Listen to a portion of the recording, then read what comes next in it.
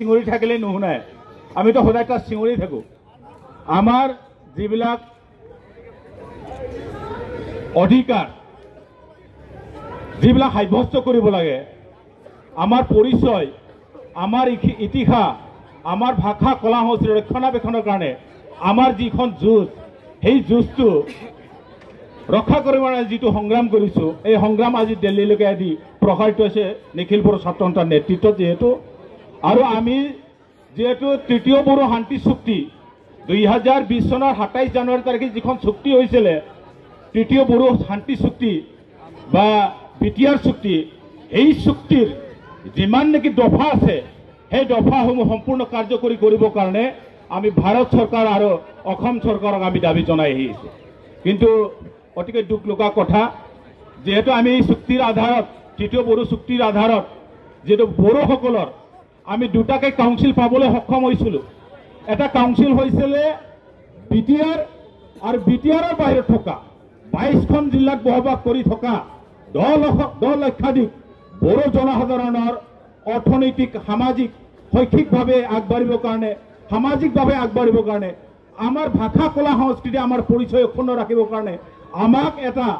বড়ো কছাৰী কল্যাণ সাহিত্য সাহিত্য পৰিষদ আমাক গঠন কৰি দিয়া হৈছিলে কিন্তু অতি দুখৰ বিষয় গঠন কৰা ভাগে থাকিলে এইটো অন্তৰ্বৰ্তী পৰিষদ বুলি কয় ইণ্টাৰিম চৰকাৰ এই ইণ্টাৰিমতে থাকিলে ইয়াৰ গাঁও চিনাক্তকৰণ ইয়াৰ সমষ্টি নিৰ্ধাৰণ ইয়াক এই চৰকাৰে নিৰ্বাচনলৈ অনুষ্ঠিত কৰি দিব নোৱাৰাটো খুব দুখজনক কথা সেইকাৰণে আমি বাৰে বাৰে দাবী জনাই আহিছোঁ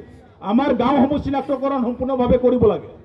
958খন প্ৰথম কিস্তিত প্ৰথম পৰ্যায়ত চিনাক্তকৰণ কৰা হ'ল বড়ো কছাৰী কাউন্সিলত অন্তৰ্ভুক্ত কৰা হ'ল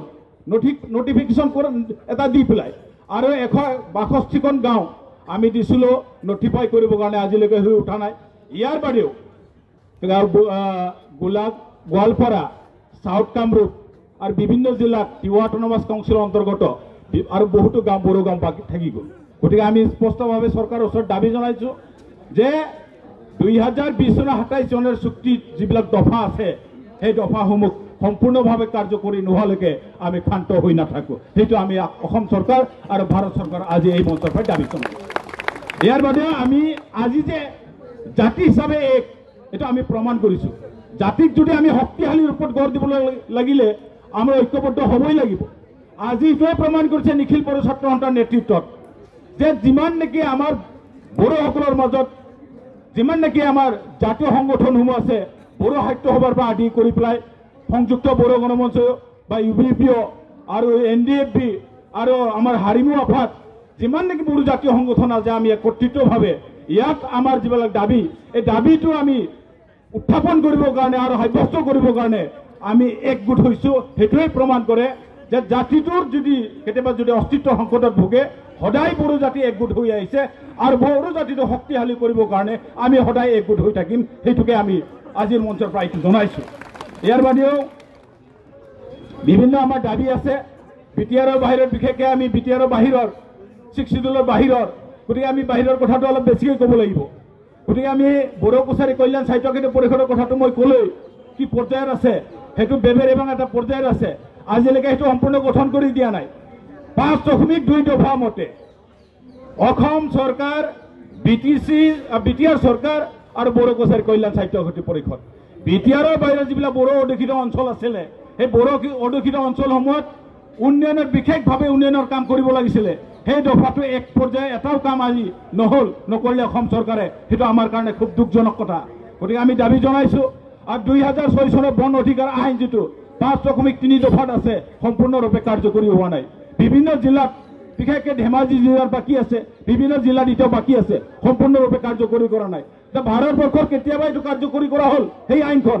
অসমত 2006 চনৰ যিটো বন অধিকাৰ আইন সেইটো সম্পূৰ্ণভাৱে কাৰ্যকৰী নোহোৱাৰ কাৰণটো কি কাৰণ তাত স্পষ্টভাৱে লিখা আছে আইনত যে 2005 চনৰ 13 ডিচেম্বৰ আগত জনজাতিৰ লোকসকলে য'তেই নাথাকক বনাঞ্চলেই হওক অভয়াৰণ্যই হওক কিবাই হওক যিয়েই নহওক য'তেই নাথাকক কিয় তাত জনজাতি মানুহক সংস্থাপন দিব লাগে ভূমিস্বত্ব অধিকাৰ দিব লাগে সেইটো আজিলৈকে হৈ উঠা নাই ইয়াৰ বাদেও যিহেতু কাৰ্বি আংলঙৰ এটা দীঘলীয়া সমস্যা কাৰ্বি আংলঙৰ ডিমা হাছাওত বসবাস কৰি থকা যিসকল বড়ো লোক আছে বড়ো লোকসকল তাত পাহাৰীয়া জনজাতি মৰ্যাদা নহয়। মৰ্যাদা নোপোৱাৰ কাৰণে কি হৈছে, তাত শৈক্ষিকভাৱে আমি বঞ্চিত হ'ব লগা হৈছোঁ, বিভিন্ন সুযোগ সুবিধাৰ পৰা বঞ্চিত হ'ব লগা হৈছে কাৰ্বি আংলং আৰু ডিমা হাছাওত বসবাস কৰা বড়ো লোকসকলে। কাৰণ দুটা চুক্তিত স্থান পালে কাৰ্বি আংলঙৰ সমস্যাটো। প্ৰথম BTC চুক্তিত স্থান পালে, তাৰ নেক্সটত BTR চুক্তিটো স্থান পালে। এই দুটা চুক্তিত স্থান পোৱাৰ পিছতো আজিলৈকে কাৰ্বি আংলঙৰ সমস্যা সমাধান নকৰিলে ভাৰত চৰকাৰ তথা অসম চৰকাৰে। গতিকে আমি এই মঞ্চৰ পৰা দাবী জনাইছোঁ, কাৰ্বি আংলঙৰ যিটো সমস্যা আছে অতি শীঘ্ৰে এইটো সমস্যাটো সমাধান হ'ব লাগে। কাৰ্বি আংলং আৰু ডিমা হাছাওত বসবাস কৰা বড়ো লোকসকলক পাহাৰীয়া জনজাতি হিচাপে মৰ্যাদা দিব লাগে, সেইটো আমি দাবী জনাই আহিছোঁ। ইয়াৰ বাদেও 7.1 দফাত এটা উল্লেখ আছে স্পষ্টভাৱে যে BTRৰ বাহিৰত যিসকল জনজাতি আৱেষ্টনী অঞ্চল আছে, সেই জনজাতি ট্ৰাইবেল বেল এণ্ড ব্লক, তাৰ বাহিৰত বহুতো বড়ো গাঁও আছে। তাৰ বাহিৰত থকা বড়োসকলৰ তাৰমানে যিটো ভূমি স্বত্বৰ অধিকাৰ, ভূমিৰ অধিকাৰ, সেইটো ওপৰত বিপদজনক। কাৰণ মই চাইছোঁ গোৱালপাৰাই হওক, ধুবুৰীয়ে হওক,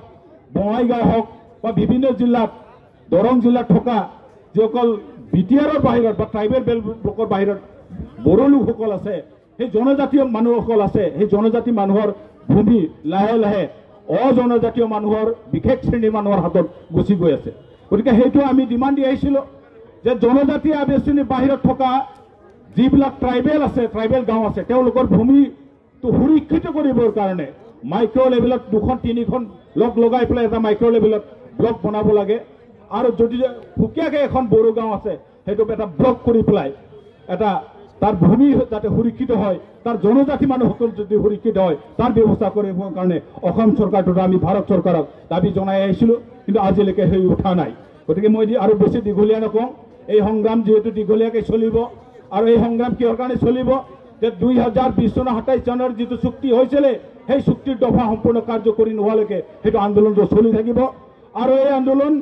আমাৰ যিমান নেকি জাতীয় সংগঠন আছে বড়োসকলৰ মাজত, আমি একগোট হৈ এই সমস্যাটো সমাধান নোহোৱালৈকে, আমাৰ সম্পূৰ্ণ সমস্যাটো সমাধান নকৰালৈকে এই সংগ্ৰামটো চলিব। যিহেতু সেইকাৰণে মই দুটা শ্লোগান দি পেলাই মই মোৰ যিটো ভাষণটো সামৰি দিছোঁ, ইনকলাব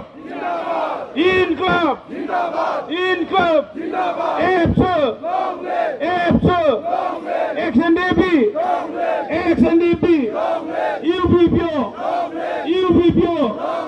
UPPO